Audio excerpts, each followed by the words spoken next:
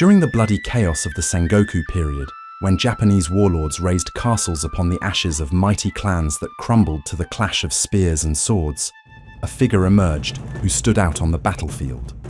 A warrior whose mind was as sharp as his blade, whose command was followed by his men with almost religious fervor. His name echoes to this day as a symbol of strategy, discipline, and power. He is Takeda Shingen. Known as the Tiger of Kai, Shingen was more than a daimyo. He was a master of war, a shrewd administrator, and a visionary. With his famous banner emblazoned with the words, "Swift as the wind, silent as the forest, fierce as fire, and immovable as a mountain," he marched across battlefields strewn with fallen enemies and left an indelible mark on the military and political history of Japan. Rival of Uesugi Kenshin, feared enemy of Tokugawa Ieyasu, respected even by Oda Nobunaga, Shingen commanded through strength, intelligence, and the art of uniting pragmatism with honor. His rule over the province of Kai became a model of administration and loyalty, and his army, a war machine feared throughout the archipelago. This is the story of Takeda Shingen, the warrior who became legend. Japan in the 16th century was a land in flames.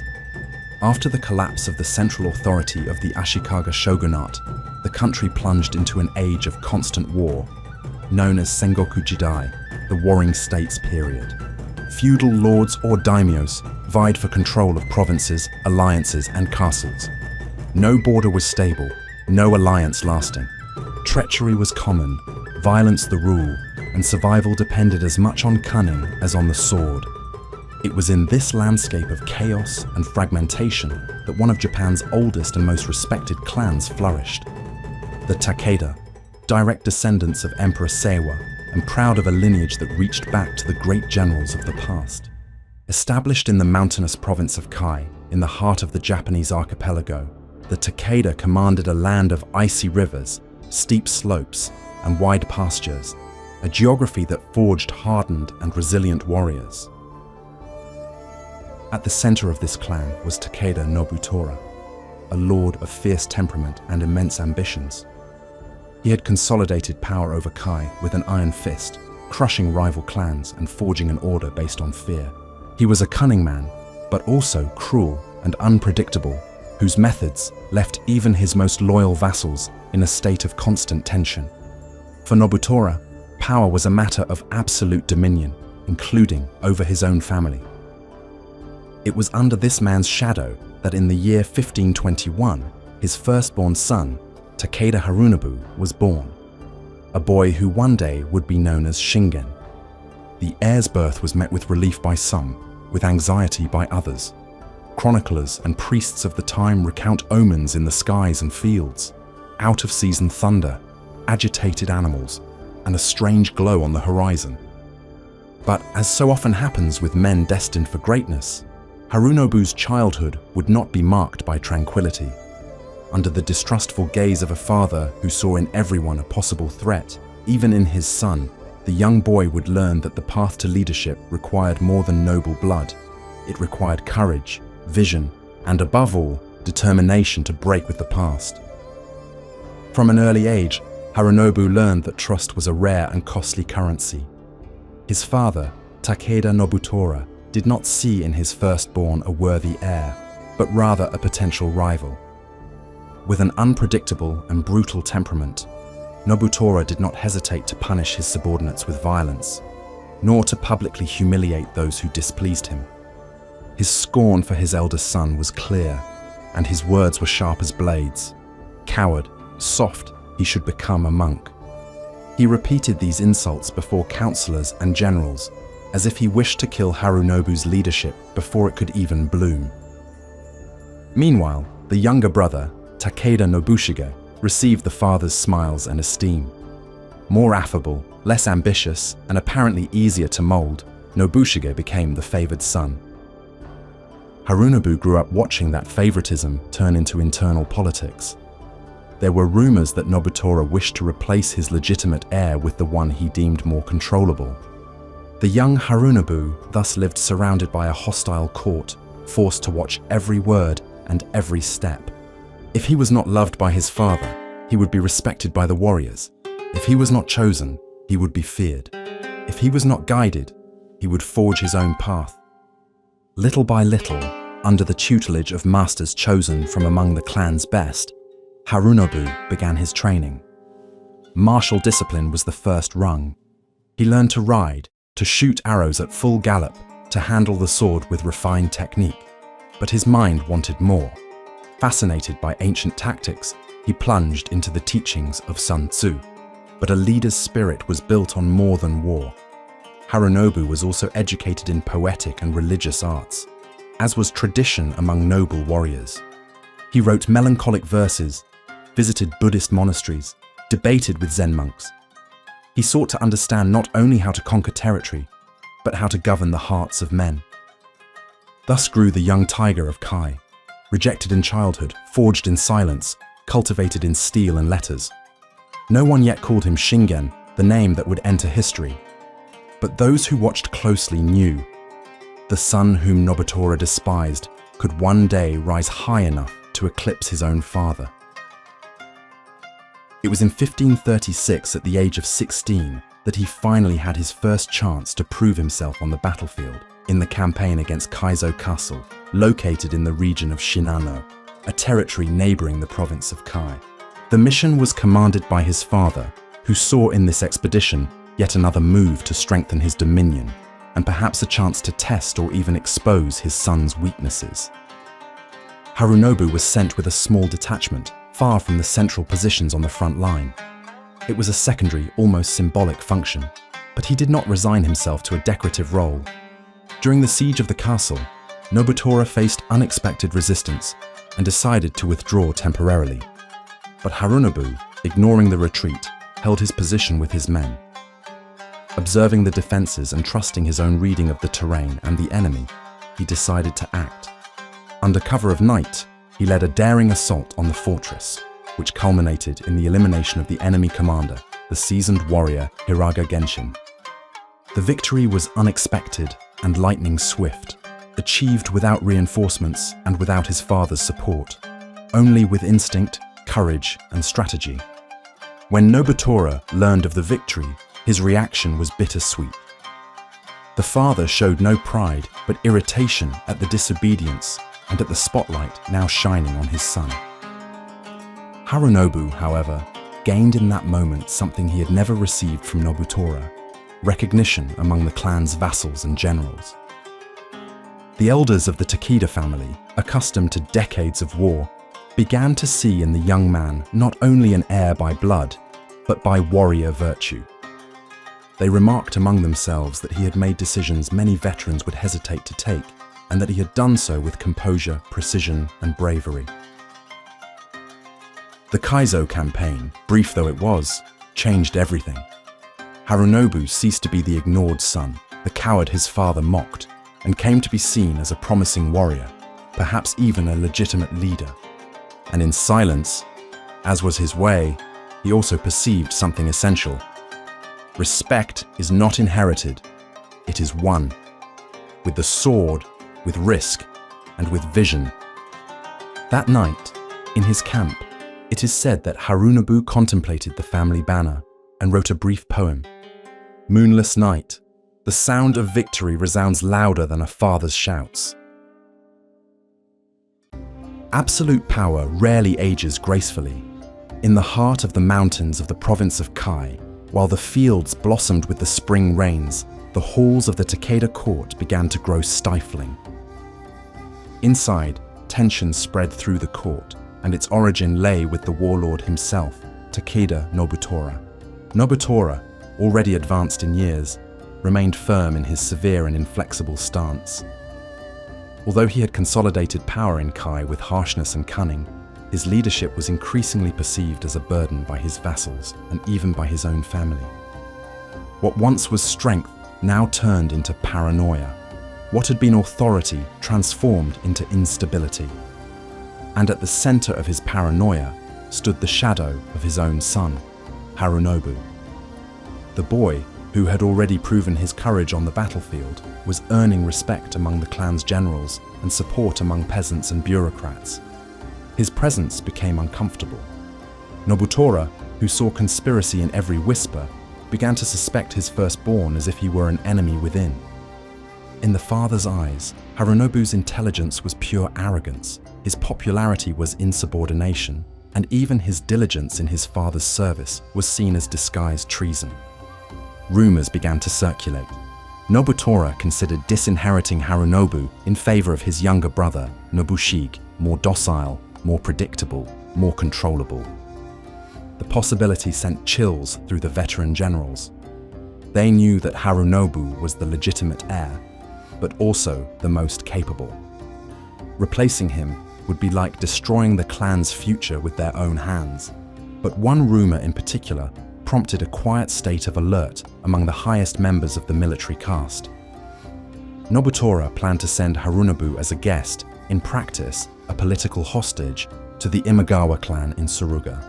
A gesture that, under the mask of diplomacy, would amount to removing Harunobu from the board, isolating him in a foreign land, far from his allies, far from his roots.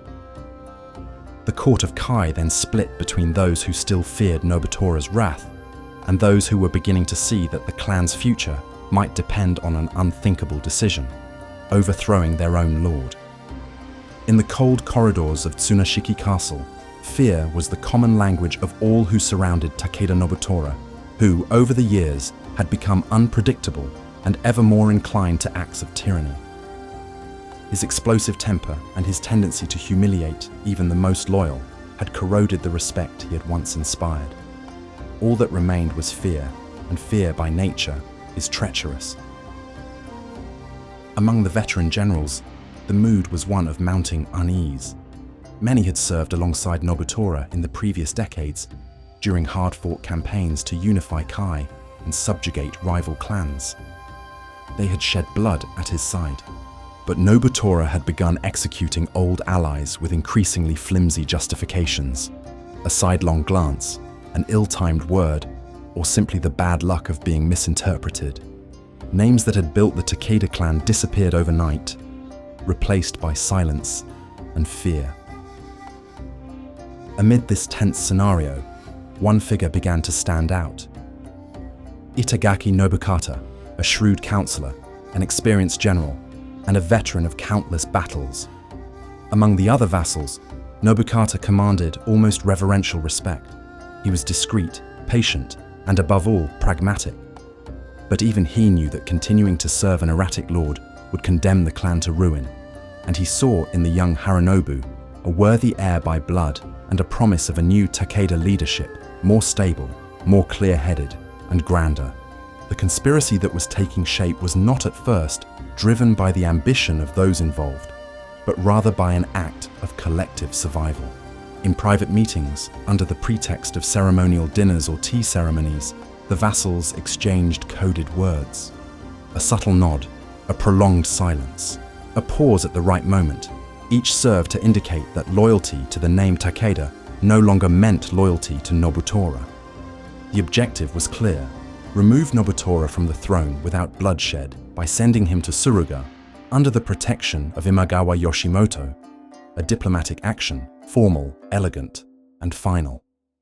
Meanwhile, the people of the province of Kai, burdened by arbitrary taxes, collective punishments, and the whims of the feudal lord, received the possibility of change with murmurs of relief. Peasants spoke with hope in markets and fields. Perhaps with the young Harunobu, we will have a time of justice. And while Nobutora planned his son's exile, his subjects were already plotting to exile him first. The moment chosen for the coup was selected with surgical precision. After returning from a military campaign against the Suwa clan, Takeda Nobutora found himself vulnerable, far from his command center, weary, and surrounded by generals and soldiers whose loyalties had already shifted.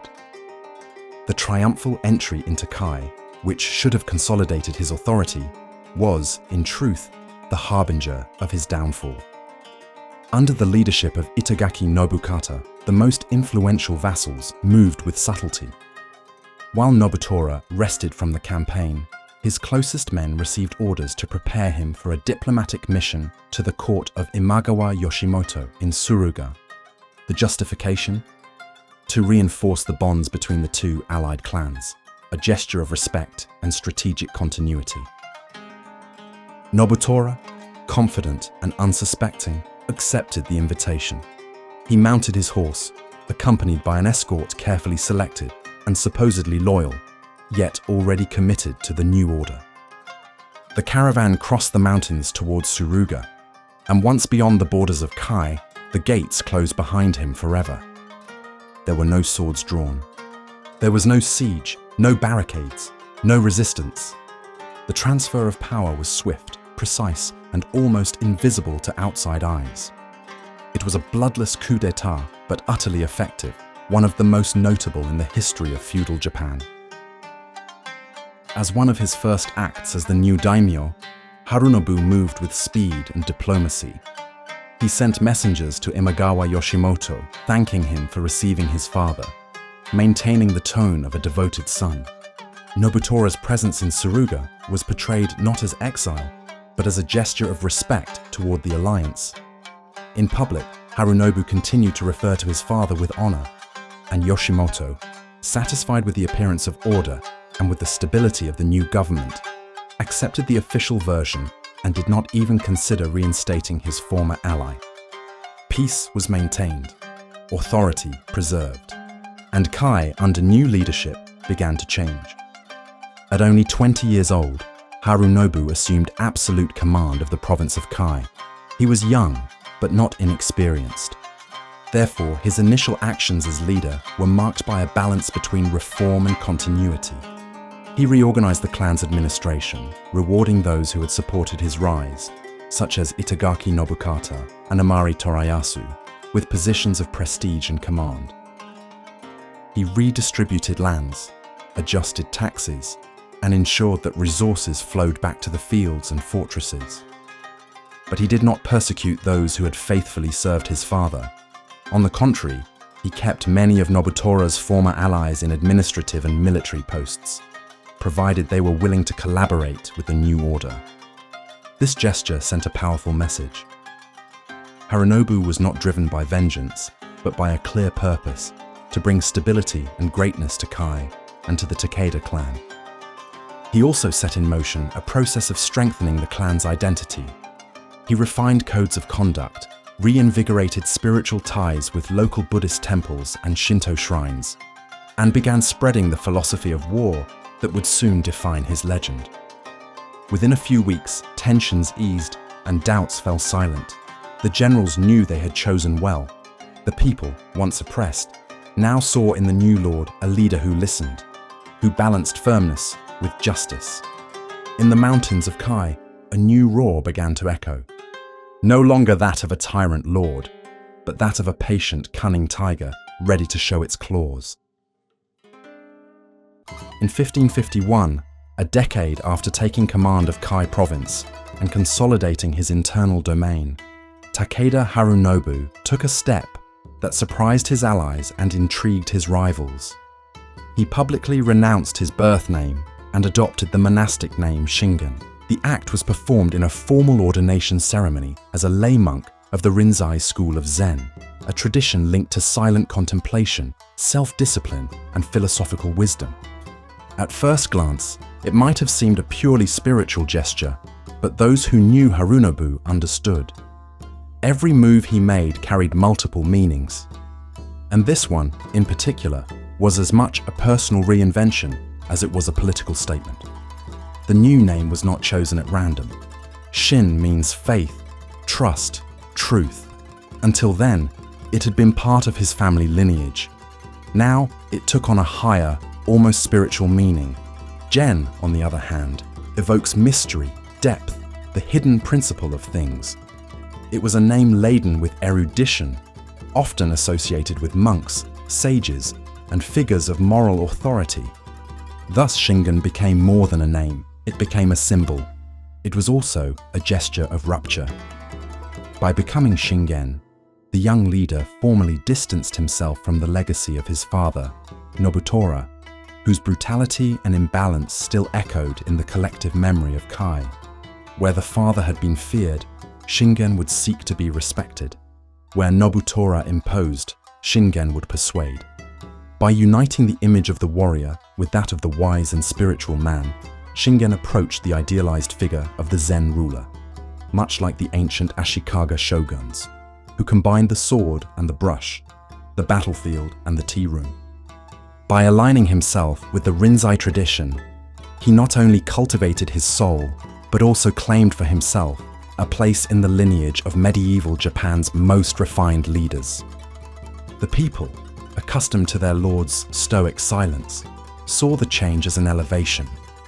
The monks of the local temples, previously distant from the clan, began to frequent his court. And neighboring lords like Imagawa, Hojo, and Uesugi Kenshin realized that this young man from Kai was not just another general like so many others. He was now a symbol of order, depth, and vision. From that moment on, Kai ceased to be merely a militarily strong province and became a center of culture, strategy, and moral authority. And so, Shingen was born, not of blood, not of war, but of the decision to be something greater than both. But even before taking the name Shingen, he already saw the Japanese geopolitical board as a chess game of swords and alliances. His campaigns became more sophisticated, more surgical, more efficient. After consolidating his power in Kai, the leader of the Takeda clan turned his gaze north, the province of Shinano. Shinano was vast, mountainous, and fragmented, divided among countless local clans, each guarding its fortresses like a small kingdom. The region offered both opportunity and challenge. Taking Shinano would not be a single blow, but a calculated sequence of sieges, alliances, and ruptures. Shingen understood from the beginning that defeating these clans would require more than military force. It was necessary to divide the enemies, negotiate with the pragmatic, and crush the obstinate. One by one, the local lords would be forced to choose between vassalage and ruin.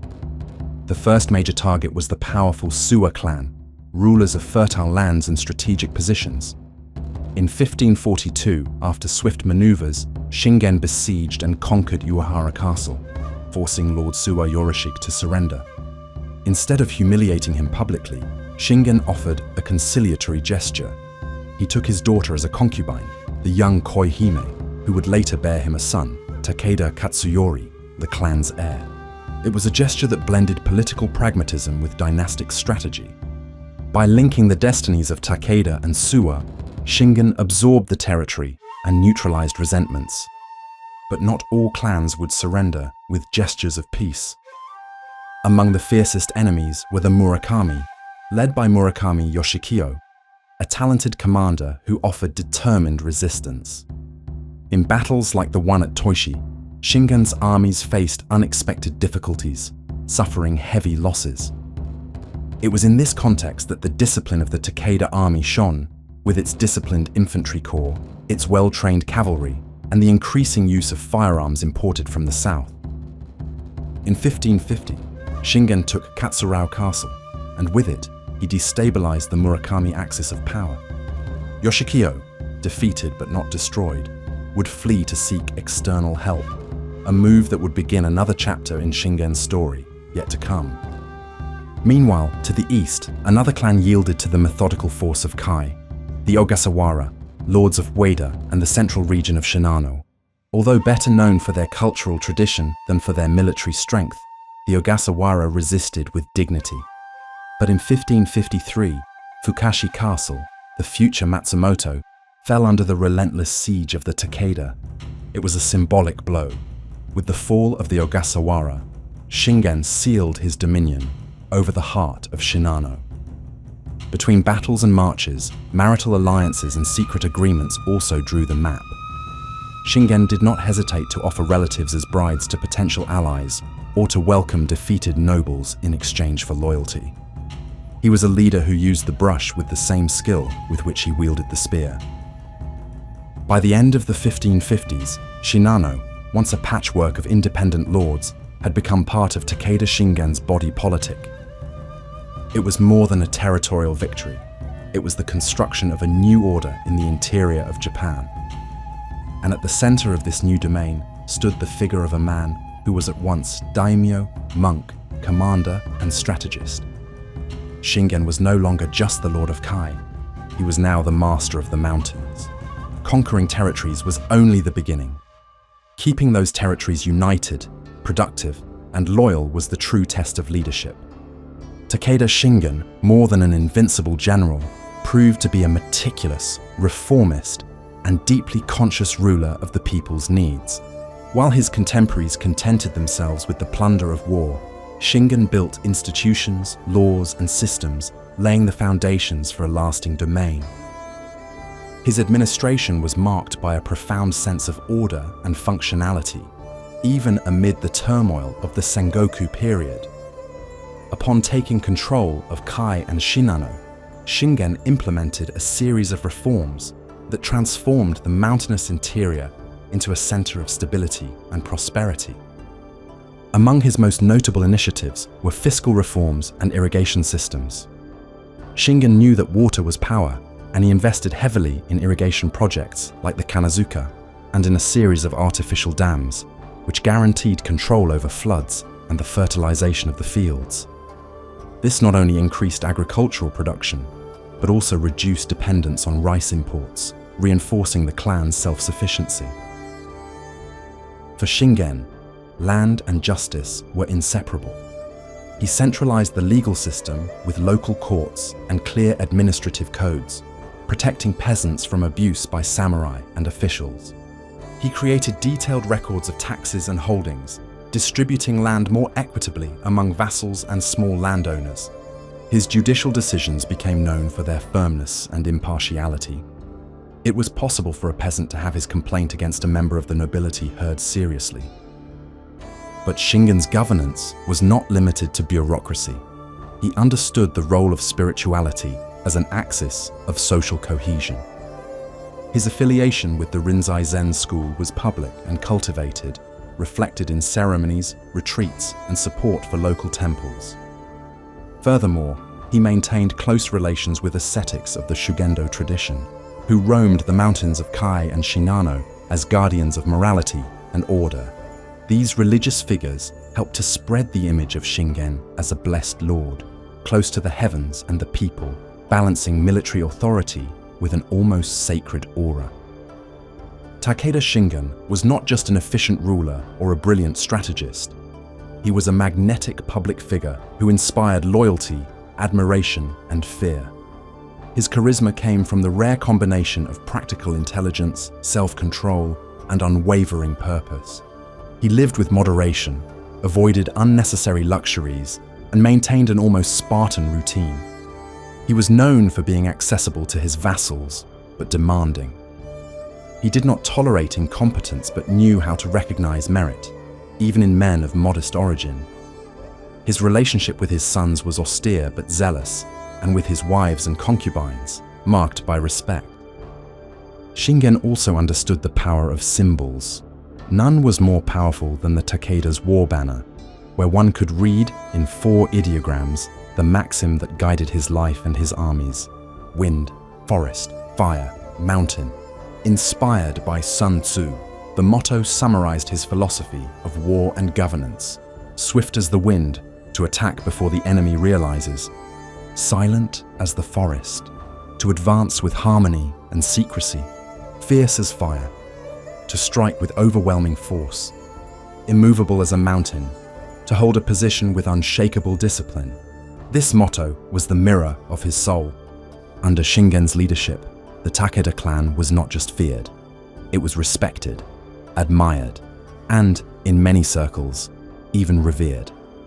In the far reaches of his provinces, monks and peasants spoke of their lord with reverence, and even his enemies acknowledged, as long as Shingen was alive, Kai would not fall. But there was one man who did not fear the famous tiger of Kai. He was the dragon of Echigo, the legendary warrior Uesugi Kenshin. The mighty Takeda Shingen, the tiger of the mountains of Kai, and Uesugi Kenshin, the dragon of Echigo, were geographically destined to collide. The Takeda clan, based in Kai, was pushing vigorously northward, seizing the fertile regions of Shinano. North of Shinano, however, rose the stronghold of Echigo, where Kenshin reigned. Shingen's rise threatened the delicate balance of the northern provinces, and more than a simple territorial dispute, what was forming was a clash of distinct worlds and of even more distinct men. Shingen was the silent strategist. His every step was calculated as in a game of Go. Patient, precise, pragmatic. He made decisions coldly. He knew when to retreat, when to wait, and when to strike with devastating force. To him, war was above all an exercise in logic and in control, of the enemy and of himself. Kenshin, on the other hand, was the sudden storm. A warrior devoted to Bishamonten, the god of war. He acted as if he were the arm of divine justice upon the earth. Impulsive, impetuous, almost mystical in his fervor, he believed his destiny was to fight, and that the battlefield was the temple where he was purified. He was known for leading personal charges, for entering trances before campaigns, and for a near-religious charisma among his soldiers. These two titans, with visions of the world so different, could not coexist in peace. The clash was inevitable, not out of personal desire, but because the very state of Japan at that time thrust one against the other. The rivalry began without swords drawn, but with subtle moves. In his campaign to conquer Shinano, Shingen faced and defeated the Murakami clan, whose leader, Murakami Yoshikyo, was forced into exile. Seeking protection and support to rise again, Yoshikyo fled to Echigo and was taken in by Kenshin. This gesture, at first glance humanitarian, carried strategic weight. By sheltering Shingen's enemy, Kenshin recognized him as a direct rival. Shingen, for his part, continued advancing, consolidating control over northern Shinano.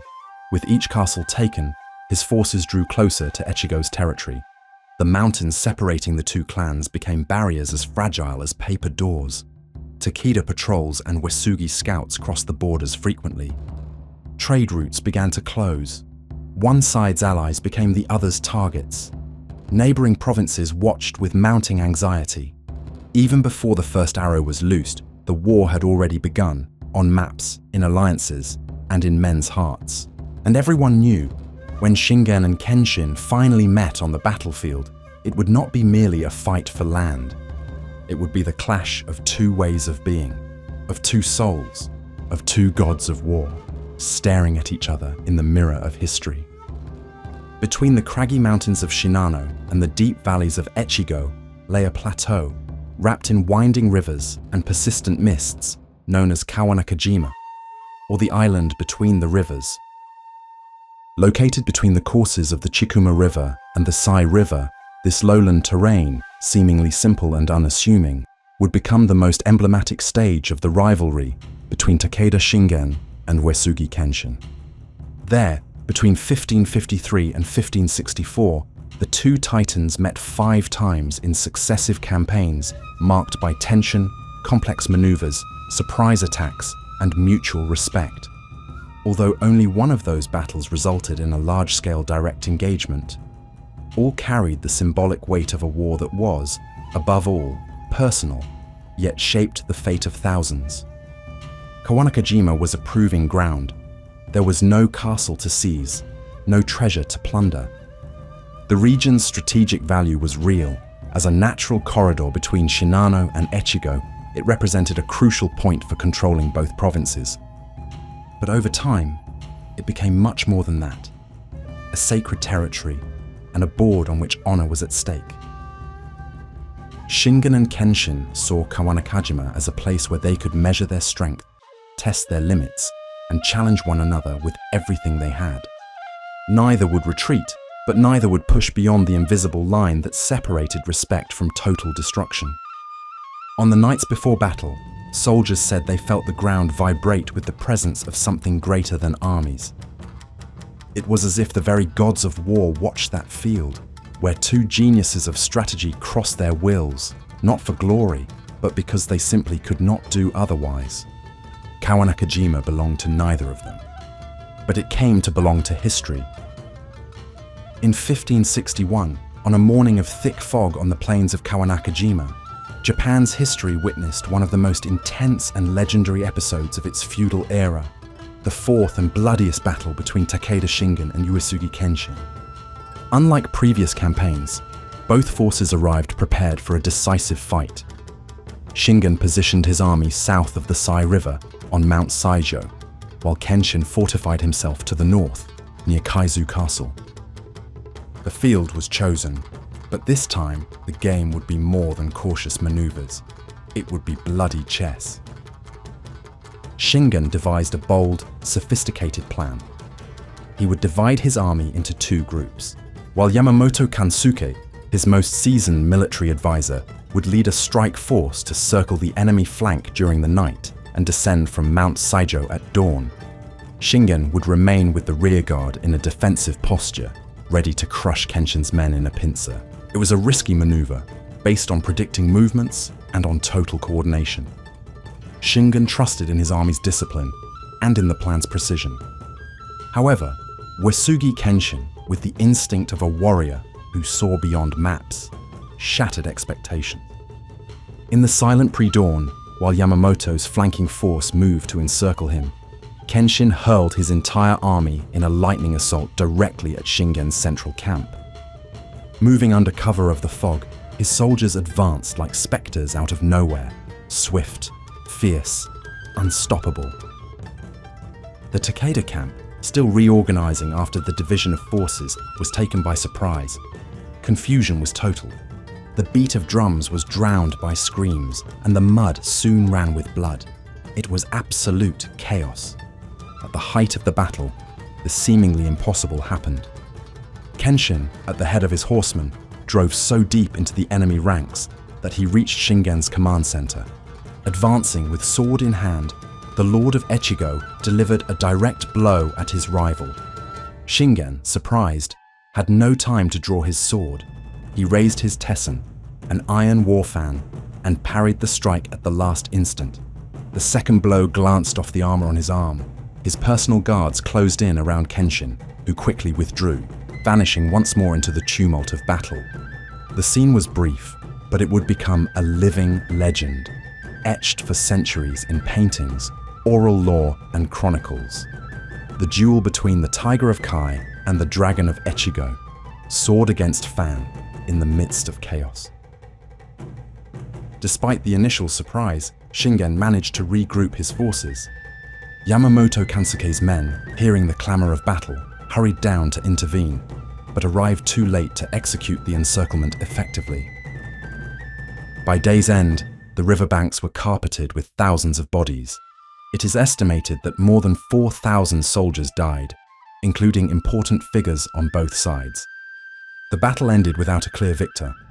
Kenshin withdrew with honor. Shingen held the field, but both bled. Both lost much that day, but both survived to become living legends on the lips of the people. A victory without glory, a defeat without shame, and a draw that would echo as the worthiest contest of the Sengoku period. The two would never again face each other with such intensity, but that fog and steel-shrouded morning at Kawanakajima would forever seal the names of Shingen and Kenshin as Japan's greatest rivals. In the brutal world of feudal Japan, where betrayals were common and alliances lasted but a single season, the rivalry between Takeda Shingen and Uesugi Kenshin was marked by something exceedingly rare: true honor. Despite fierce battles, irreparable losses, and the blood spilled between their armies, there was never the poison of hatred between them. On the contrary, over time there grew between the two a respect so deep that it became admiration. In periods of truce, gifts passed between the two camps. From one side, war horses, ceremonial armor, and rare textiles.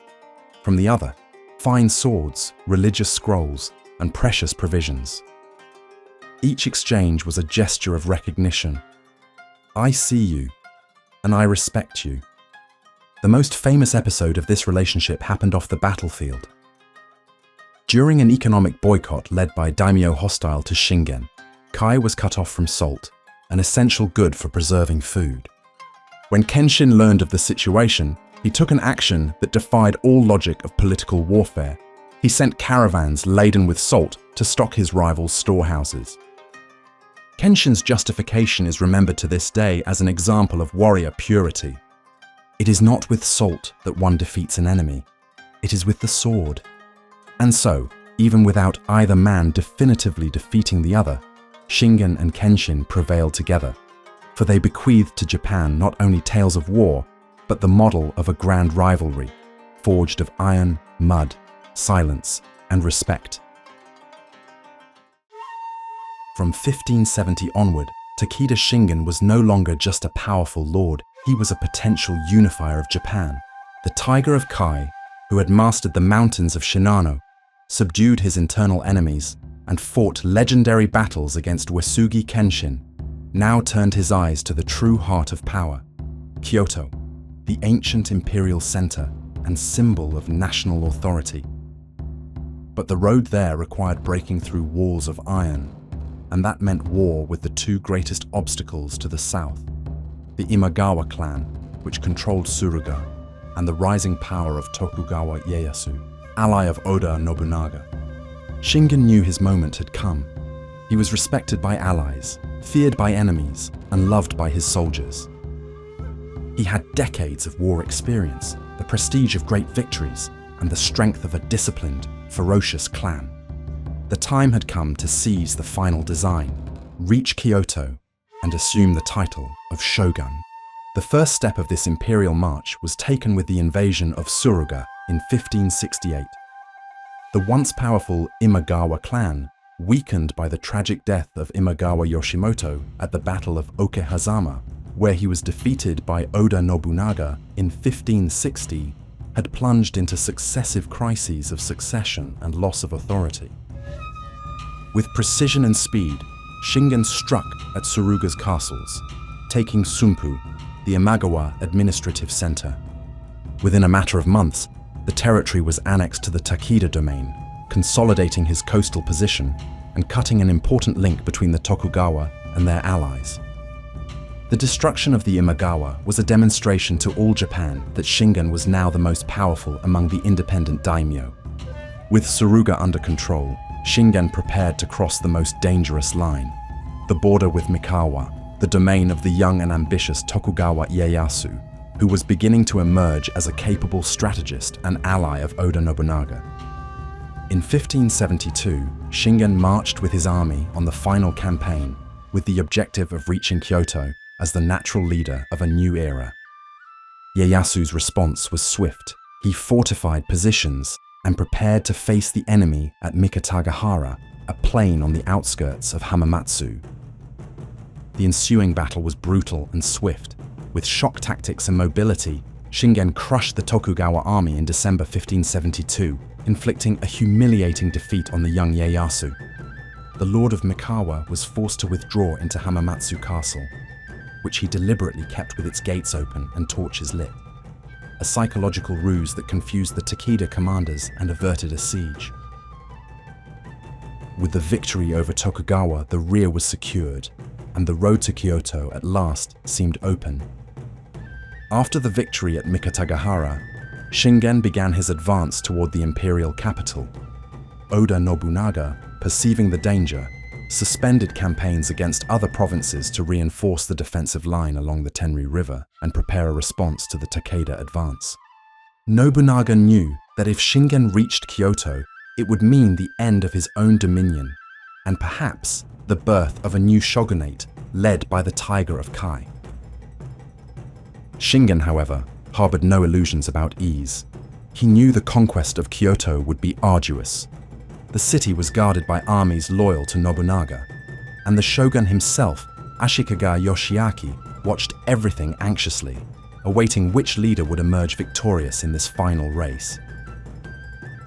What no one could have foreseen, not even the man who defied fate, was that the most dangerous enemy was not in a castle or on a battlefield, but within his own body. During the march to Kyoto, Shingen fell ill. His condition worsened by the day. Some say it was tuberculosis, others speak of renal complications. What is certain is that even gravely weakened, Shingen continued to issue orders, planning, dreaming. As the Takeda standards fluttered in the wind on their march toward Kyoto, the very soul of the army began to dim. Behind the firm expression and the calculated orders, Shingen was wasting away. A treacherous illness had begun to overcome him. It was constant suffering, deep, dry coughs, night fevers, a fatigue no rest could cure. And yet he did not retreat. Seated in his palanquin, with heavy cloaks to hide his body's tremor, he kept commanding, planning, instilling confidence. But the generals closest to him saw the truth in his eyes. The tiger of Kai was dying on the march. The campaign slowed. Orders came less frequently. Halts became more common. The soldiers, devoted to their lord, did not understand the delays. Many believed it was part of some elaborate tactic. Others, more attentive, saw in the camp's quiet the portent of something irreversible. In the spring of 1573, near the Tenryu River, Shingen gave his final order. He called his most loyal generals to his side, and still with remarkable lucidity, planned for his own absence. "My death must not be announced. Hide it from the world. If the enemies learn of it, they will attack with confidence. Keep silence for 3 years." The request was answered with tears and bowed heads. Takeda Shingen, the man who had beaten noble warriors, broken castle gates, and turned battlefields into legend, withdrew from life in silence. His death was concealed with mastery. His body was embalmed and carried back to Kai in disguise. Orders continued to be issued in his name. His son, Katsuyori, gradually assumed command, as if he were merely executing orders that came from afar. For 3 years, the world believed Shingen still lived, that the tiger still prowled in the shadows. That was enough to keep enemies in check, fearful of a ferocious strike.